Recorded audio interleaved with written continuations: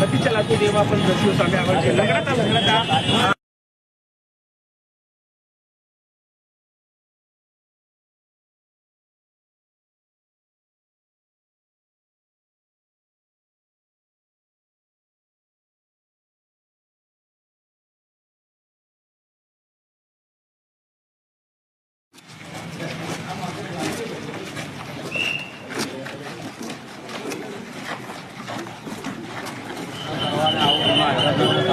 કાયદેસરના પગલાં લેવા છે અને સમગ્ર મુસ્લિમ સમાજ પોલીસ ખાતાની કામગીરીને બિરદાવે છે. કઈથી આ લોકો ઘૂસ્યા હતા, કઈથી ઈંડા માર્યા હતા, માહોલ બગાડવાની જે કોશિશ કરવામાં આવી હતી વડોદરાનો, એના બિલકુલ જે દ્રશ્યો છે